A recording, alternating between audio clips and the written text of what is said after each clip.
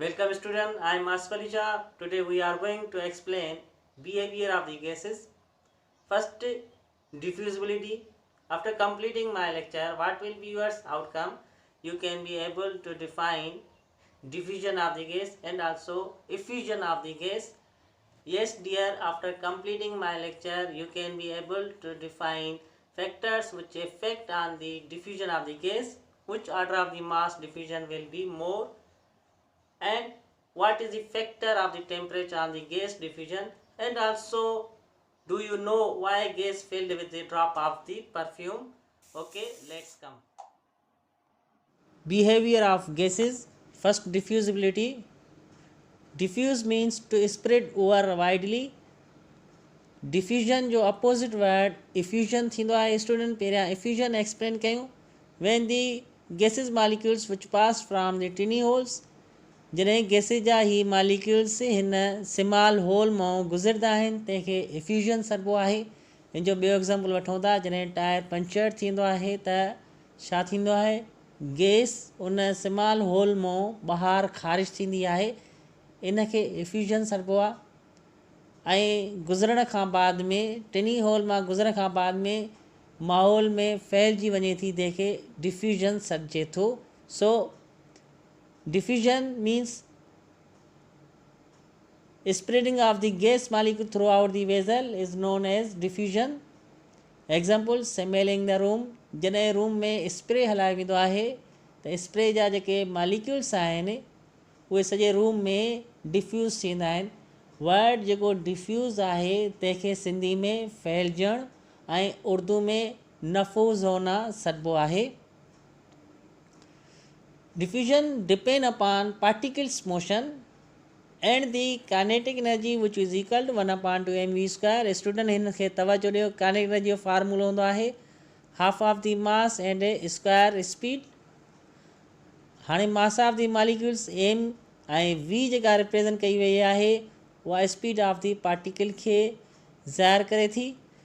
सो असां ऑर्डर कढूंसीं त carbon dioxide जेको मास आहे उहो 44 AMU थींदो आहे, या जो 44 ग्राम पर मोल बीहे थो. अहिड़े नमूने सां ऑक्सीजन जो जेको मास आहे उहो 32 ग्राम बीहंदो आहे पर मोल ते, या जो 32 AMU पर मालिक्यूल. नाइट्रोजन मास 28 ग्राम पर मोल ऐं हाइड्रोजन 2 AMU या 2 ग्राम पर मोल.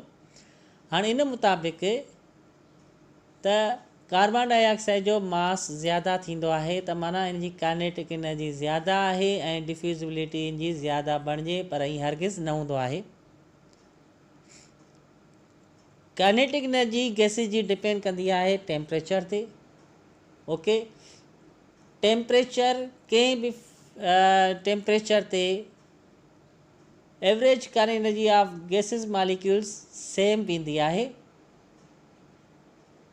पर ग्राम्स लॉ डिफ्यूजन जे हवाले सां छा थींदो आहे त rate of gas diffusion is inversely proportional to square root of density. ही आर जेका रिप्रेज़ेंट कई वई आहे इहा रेट ऑफ गैस डिफ्यूजन जे लाइ रिप्रेज़ेंट कई वई आहे स्टूडेंट. ऐं हीअ जेका डी आहे उहा डेंसिटी जे लाइ स्क्वायर रूट ऑफ डेंसिटी. हे इन सां इनवर्सली प्रोपोर्शनल आहे. माना गैसिस डिफ्यूजन जो जेको रेट आहे उहो डेंसिटी जे हवाले सां इनवर्सली प्रोपोर्शनल आहे. जेकॾहिं डेंसिटी ज़्यादा हूंदी त उहो rate of gas diffusion lower बणंदी. अहिड़े नमूने डेंसिटी छा थींदी आहे, इहा रेशो थींदी आहे मास ऐं वॉल्यूम जो.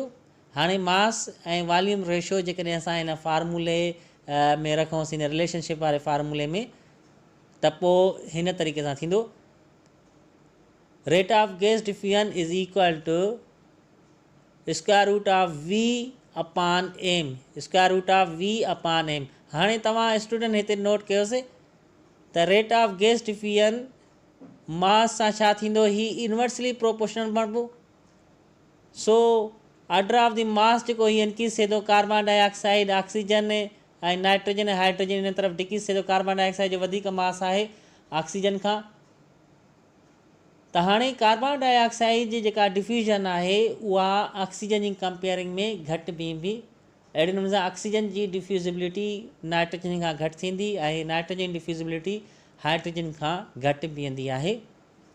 छो जो according to Graham's law rate of gas diffusion is inversely proportional to the mass and directly proportional to square root of the volume. Okay, अॻिते हलूं था स्टूडेंट.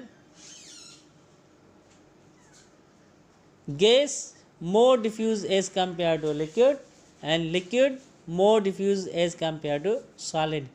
So ही diffusibility order आहे. हाणे अचोसीं त डिफ्यूज़िबिलिटी जेका डिपेंड कंदी आहे उहा पार्टिकल्स जे मोशन खे डिपेंड कंदी आहे. सभ खां पहिरियों असां स्टडी कयूं त गैस या लिक्विड या सॉलिड जा पार्टिकल्स कहिड़े तरीक़े सां मूव कनि था. ओके, ही आहे गैसिस जा मालिक्यूल्स. गैसिस जा मालिक्यूल्स वाइडली सेपरेटेड हूंदा आहिनि. इन वजह जे करे इहे फ्रीली मूव कनि था. सेकेंड आहे लिक्विड जा जेके पार्टिकल्स आहिनि अकॉर्डिंग टू ब्राउनेन मूवमेंट जीअं एक्सप्लेन कई हुई क्लास 9th में तव्हां स्टडी करे आया हो. जॾहिं हिन सल्फर जो पाउडर वाटर में एड कयो हुयो ऐं पोइ वाटर जो ड्रॉप्स माइक्रोस्कोप ते ॾिठो हुअईं त उन वाटर जा जेके मालिक्यूल्स आहिनि, लिक्विड जा जेके मालिक्यूल्स आहिनि पार्टिकल्स, उहे ज़िगज़ैग मोशन में मूव कनि पिया. लिक्विड जा जेके पार्टिकल्स आहिनि उहे ज़िगज़ैग मोशन में मूव कंदा. सो लिक्विड जा जेके मालिक्यूल्स हूंदा आहिनि स्टूडेंट उहे ज़िगज़ैग डायरेक्शन में मूव कंदा आहिनि according to Brownian scientist. Okay, solid आहे. सॉलिड जा जेके पार्टिकल्स आहिनि उहे वाइब्रेटरी या जो ओसिलेटरी डायरेक्शन में मूव कनि था. वाइब्रेटरी या ओसिलेटरी मतिलबु इहो आहे त पार्टिकल्स जेके आहिनि उहे लेफ़्ट राइट या अप डाउन वग़ैरह थींदा आहिनि. सो लिक्विड जा पार्टिकल्स रेंडमली मूव कंदा ज़िगज़ैग डायरेक्शन में, जॾहिं त गैस जा पार्टिकल्स स्ट्रेट लाइन ऐं रेंडमली मूव कंदा आहिनि. फ़र्क़ु इहो थींदो आहे त गैसिस जे मालिक्यूल्स जे दरमियान में स्पेस ज़्यादा बणिजे थी ऐं इहे फ्रीली मूव कनि था. इन वजह जे करे गैसिस जी डिफ्यूज़िबिलिटी ज़्यादा बणिजे थी लिक्विड जी कंपेयरिंग में.